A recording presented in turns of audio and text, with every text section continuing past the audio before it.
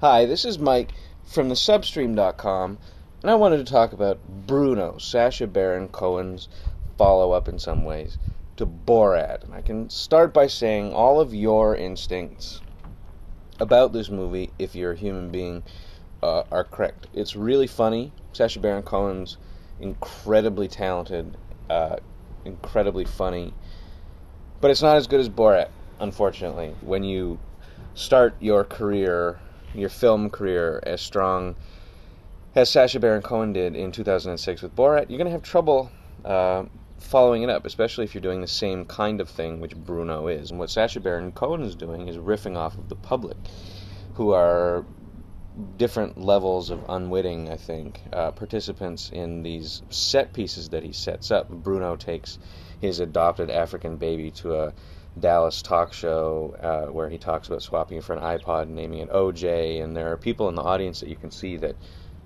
clearly get the joke, and people that you can clearly see don't get the joke and who react with this extreme level of anger. And it's funny, but it's never quite as funny as the stuff that he did with Borat. And Borat seemed like an original, and while Brüno seems funny, there's a certain percentage of sprockets in there, and there's a certain percentage of stuff that's come before. It's not to say that it's not funny, it's just to say that he's going to have trouble coming up with something that's as indelible and as original as Borat, which is a really cool thing to be able to say about yourself and your career. There are scenes in Brüno that just shouldn't be in the film, and that's not because they have a whole bunch of penises in them, which they do. There's a lot of penises in Brüno. A lot of penises. There are scenes that just don't work. There are ideas that are great on paper. It's in the trailer where Brüno tries to seduce Ron Paul, the crazy, blimp-loving libertarian candidate for president in the last election, and he gets him in a room and he drops his pants, and it's a great idea on paper, where you're really excited if you're Larry Charles, the director, and Sacha Baron Cohen, because you got Ron Paul, and it's going to be amazing. It's going to be this guy who, loves individual rights, and then you're going to make him uncomfortable. Except it just ends up kind of falling flat. And that's the danger of using public or public figures as your kind of unwitting partners in improvisational comedy. Sometimes they're just not going to be as funny as you would hope they are. The neat thing is that there are scenes in the Brüno film, that individual ones, that transcend and surpass anything that the filmmakers were doing in their earlier film.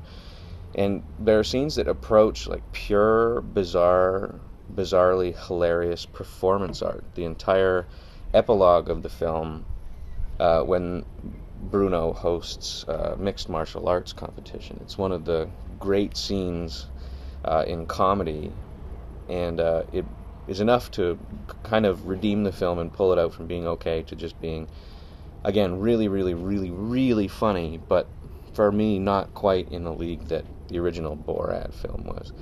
Although, to be perfectly fair, I think it would be literally almost impossible to make a film at this point with him having the fame that he does and us being so used to the comedy that he's doing, for him to make a film as good as Borat anyways.